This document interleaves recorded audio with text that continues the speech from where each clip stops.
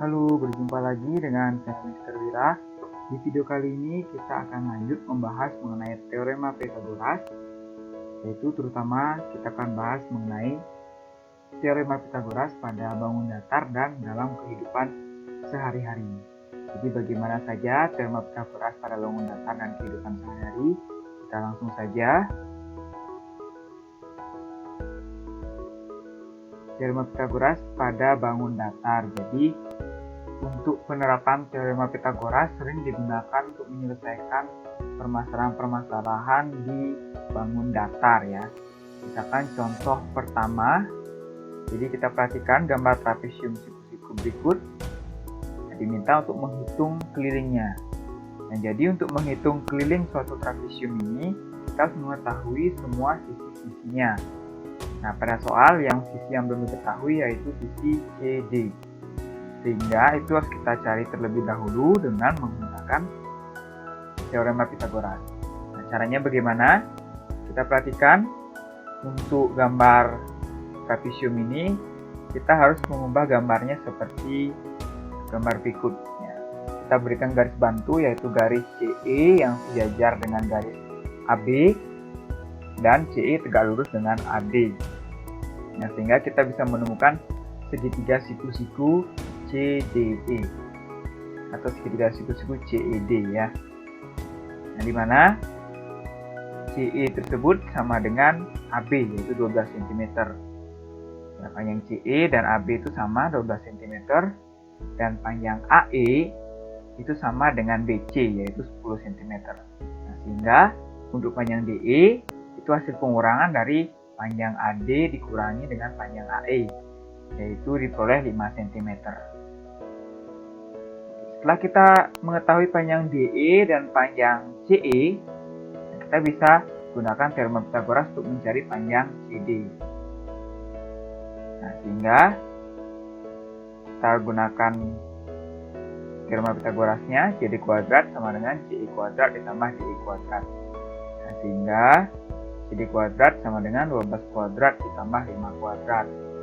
Kita selesaikan, kita jumlahkan dan diperoleh CD kuadrat sama dengan 169 sehingga panjang CD sama dengan 13 cm. Nah, setelah kita peroleh panjang CD 13 cm, kita akan hitung kelilingnya. Kita jumlahkan semua sisi-sisinya yaitu AB ditambah BC ditambah CD ditambah AD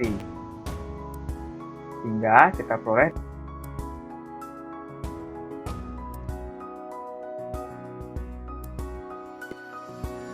ABCD tersebut. Cukup mudah. Jadi kita harus menemukan mana teorema Pythagoras yang bisa digunakan pada bangun datar yang nanti diberikan. Contoh kedua, tentukan panjang AD dari bangun datar berikut. Nah, untuk mencari panjang AD, kita bisa perhatikan segitiga ABD ya. Nah, pada segitiga ABD jika kita menggunakan teorema Pythagoras, untuk mencari panjang AD, BD, dan AP harus diketahui. Nah, tapi panjang BD ini belum diketahui, sehingga kita cari terlebih dahulu panjang BD. Yaitu kita perhatikan segitiga BDC untuk mencari panjang BD. Nah, kita perhatikan segitiga BCD, yaitu siku-sikunya di D. Nah, sehingga kita akan cari panjang BD, yaitu BD kuadrat sama dengan CB kuadrat dikurangi CD kuadrat. Nah, sehingga diperoleh 13 kuadrat dikurangi 5 kuadrat, kita kurangkan, dan diperoleh BD kuadrat sama dengan 144. Dan nilai BD sama dengan 12 mm. Setelah kita memperoleh BD, kita perhatikan segitiga ABD. Ya, jadi kita akan mencari AD-nya dengan perhatikan segitiga ABD, siku-siku di B, sehingga kita akan cari nilai AD yaitu AD kuadrat sama dengan AB kuadrat ditambah BD kuadrat. Nah, jadi sehingga diperoleh 35 kuadrat ditambah 12 kuadrat. Itu kita jumlahkan, diperoleh AD kuadrat sama dengan 1369. Nah, kita cari panjang AD-nya yaitu 17 mm yaitu akar dari 1369. Jadi sudah terjawab panjang AD yaitu 17 mm. Untuk lebih menguji pemahaman kalian bisa selesaikan soal berikut, yaitu mencari keliling trapesium jika panjang PQ-nya 20 cm dan panjang OP-nya 12 cm.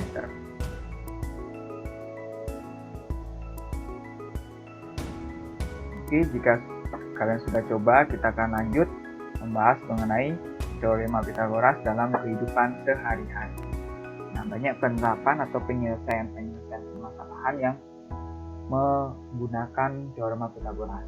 Contohnya pada permasalahan ini, sebuah pesawat pada ketinggian 1,25 km dari Andalas terbang dengan ketinggian yang tetap. Berapakah jarak yang harus ditempuh pesawat tersebut agar berada pada jarak 3,25 km dari Andalas? Nah, untuk permasalahan seperti ini kita sketsakan dulu gambar atau keadaan pesawat tersebut dalam bentuk gambar. Nah, jika deskripsi soal seperti itu, kita bisa sketsakan bentuk atau lajunya ya, atau lintasan pesawatnya akan menjadi seperti ini. Jadi pesawat itu mula-mula berada di titik C, yaitu berada pada ketinggian 1,25 km dari Andalas. Lalu dia menuju ke titik B yang berada 3,25 km dari Andalas. Nah, diminta berapakah jarak yang harus ditempuh pesawat tersebut dari titik C ke titik B. Nah, ini bisa kita terapkan teorema Pythagoras untuk mencari nilai CB atau jarak CB ini, sehingga ini siku-sikunya berada di titik C. Kita cari nilai BC, yaitu BC kuadrat sama dengan AB kuadrat dikurangi AC kuadrat. Masing-masing kita kuadratkan, yaitu 3,25 kuadrat dikurangi 1,25 kuadrat. Nah, diperoleh seperti itu, dan setelah dikurangkan BC kuadrat sama dengan 9. Nah, sehingga kita dapatkan nilai BC sama dengan 3. Nah, jadi pesawat tersebut menempuh jarak sejauh 3 km. Jadi hanya menggunakan teorema Pythagoras dasar ya. Jadi kita harus bisa benar-benar mensketsakan bagaimana gambar dari permasalahan yang diberikan. Contoh berikutnya, sebuah tiang bendera akan diisi kawat penyangga agar tidak roboh. Jika jarak kaki tiang dengan kaki kawat penyangga adalah 8 meter, jarak kaki tiang dengan ujung kawat penyangga pertama 6 meter, dan jarak kawat penyangga pertama dengan penyangga kedua adalah 9 meter, hitunglah panjang total kawat yang diperlukan dan hitunglah biaya yang diperlukan jika harga kawat yaitu Rp25.000 per meter. Nah, ini permasalahannya sedikit lebih kompleks ya. Nah, jadi ini benar-benar harus kita bisa menggambarkan bagaimana situasi yang dijelaskan pada soal. Nah, kurang lebih gambarnya bisa kita peroleh seperti ini ya. Nah, jadi ada bendera dan ada dua kawat yang diikatkan di titik D. Jadi kawat tersebut diikatkan di tiang bendera dan di titik D tersebut dengan jarak masing-masing sesuai pada soal.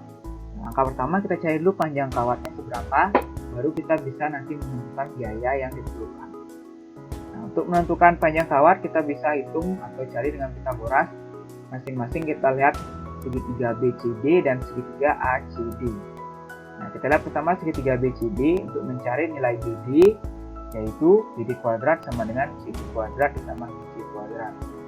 Sehingga kita hitung masing-masing, kita pangkatkan 2 lalu jumlahkan, sehingga diperoleh BD kuadrat sama dengan 100, sehingga panjang BD sama dengan 10 meter. Nah, setelah kita tahu panjang kawat BD, kita cari panjang kawat AD dengan melihat segitiga ACD. Itu kita pakai AD kuadrat sama dengan CD kuadrat ditambah AC kuadrat. Sehingga kita kuadratkan masing-masing, lalu dijumlahkan. Nah, diperoleh AD kuadrat sama dengan 289. Nah, diperoleh panjang AD yaitu 17 meter. Jadi panjang kawat BD diperoleh 10 meter dan panjang kawat AD 17 meter. Nah, sehingga total panjang kawat yang diperlukan yaitu 27 meter. Nah, setelah kita mengetahui panjang total kawat ini, baru kita bisa menghitung biaya keseluruhan dengan cara mengalikan. Jadi biaya yang dibutuhkan yaitu 27 kali Rp25.000, sehingga diperoleh Rp675.000.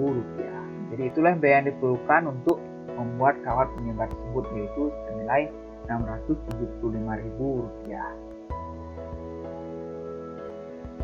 Untuk lebih menguji pemahaman kalian mengenai soal seperti tadi, kalian bisa coba kerjakan soal berikut.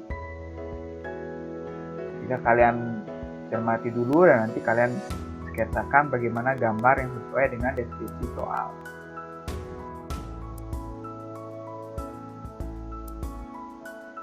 Oke, sekian untuk video kali ini. Semoga kalian benar-benar paham, dan jika masih ada yang tidak kalian pahami bisa kalian tanyakan langsung. Sampai jumpa di video berikutnya.